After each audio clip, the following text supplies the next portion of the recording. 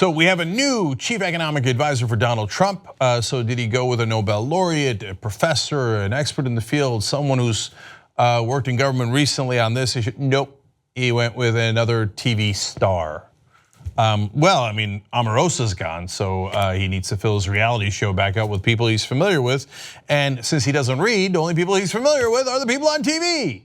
This time it's Larry Kudlow from CNBC. So there were rumors about this, and then this morning, Trump confirmed it with this tweet. Larry Kudlow will be my chief economic advisor as director of the National Economic Council. Our country will have many years of great economic and financial success, as usual, capitalized for no apparent reason. Anyway, with low taxes, unparalleled innovation, fair trade, and ever-expanding labor force leading the way, #MAGA. Now, Kudlow did not agree with him on tariffs. His last chief economic advisor left ostensibly because they didn't agree on the tariff issue. The reality is Gary Cohn wanted to leave before the indictments, and he already got his trillions of dollars in tax cuts.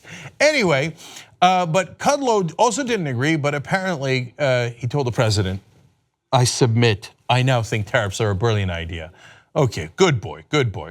Now, let's examine what an idiot Larry Kudlow is and how he has the worst track record on predictions you could possibly imagine. Before we get to the predictions, which are fun, let's go over his history a little bit. I feel a little bad going all the way back to 94, but not too bad. In 1994, after serving for years as the chief economist at Bear Stearns, Kudlow was fired when he confessed to an insane $100,000 per month cocaine habit. Wow, I can't imagine spending $100,000 a month on anything, let alone on cocaine. How much cocaine do you have to do to spend $100,000 in a month? Wow, okay. But he said, look, that's okay, I'm reformed, and he took a job in journalism afterwards because he had gone to a fancy celebrity clinic and he was fine. But then, some 15 months after he was ousted from Bear Stearns, his wife filed for divorce, and per the New York Times, quote, in order to prevent Mr. Kudlow from tapping their Bear Stearns retirement account to pay for a weeks-long cocaine binge. So apparently not fine back then. Okay, just a little bit of fun background, but look, they say that he's been okay for decades, and that is not my issue with him. And if he had a problem in the past and it's in the past, no problem at all. We're progressives, we believe in redemption, and I have no reason not to believe that he's not doing that anymore. Bear Stearns, by the way, of course, later went bankrupt in the economic collapse that Kudlow claimed wasn't really happening. All right, a couple more fun things before we get to the economic stuff, which is what he was ostensibly hired for. He once said that Sarah Palin will strengthen the McCain presidential case. Suffice it to say, she did not. He then at one point said that the Iraq war was a really good idea. He thought because it might help the economy and the stock market. I'm not sure that that's a very good reason. But he also said that it would, quote, revive the American spirit. Suffice it to say, the Iraq war has not revived the American spirit. Then he went on to talk about Fukushima once, back in 2011. Remember the famous nuclear meltdown in Japan. Listen carefully to how he prioritizes here, watch. All in all, the market taking this in stride. I mean, the human toll here looks to be much worse than the economic toll, and we can be grateful for that. And the human toll is a tragedy, we know that. But these markets are, all these markets, right? Stocks, commodities, oil, gold, there is no major breakout or breakdown. Wow. Is it surprising that Trump picked this guy to be his chief economic advisor? Luckily, the economic toll to my pocketbook is not as bad as the human toll, which is, of course, irrelevant to me and all my rich friends. Wow, even his co-anchors seem to be looking at him like, did he just say that? By the way, he was wrong on the economic toll as well. It wound up costing $200 billion. Is there anything Larry Kudlow is not wrong about? Well, so now let's go to the heart of the matter about economics, because he's going to be the chief economic advisor to the president of the United States. So back when Bill Clinton was president, he said there is no question that President Clinton's across-the-board tax increases will throw a wet blanket over the recovery and depress the economy's long-run potential to grow. That turned out to be massively wrong. The economy boomed under Bill Clinton in an unprecedented fashion. The tax increases did not lead to an economic downturn. Instead, there was terrific economic times. Unemployment went down, inflation was in check, His beloved stock markets went soaring. He was wrong on every count. Now let's go to a little bit more recent prediction about the Bush era.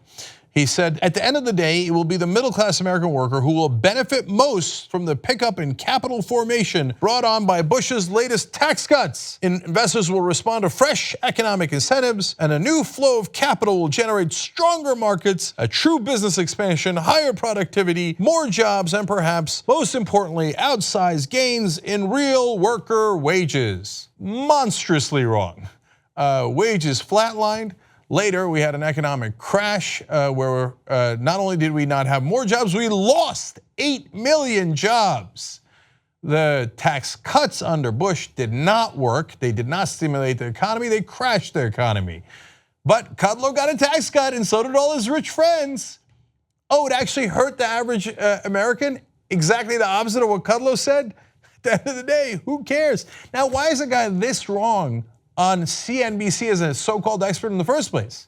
Because CNBC isn't here to serve you. They're here to serve rich folks who think, oh, the American worker has flatlining wages. Their wages are stagnant, but the markets are up. High five. Okay, so Kudlow's been high-fiving them ever since, but we haven't gotten to the best part yet. Clinton era Kudlow, early Bush era Kudlow, well, 2007, 2008, Kudlow says, hold my beer.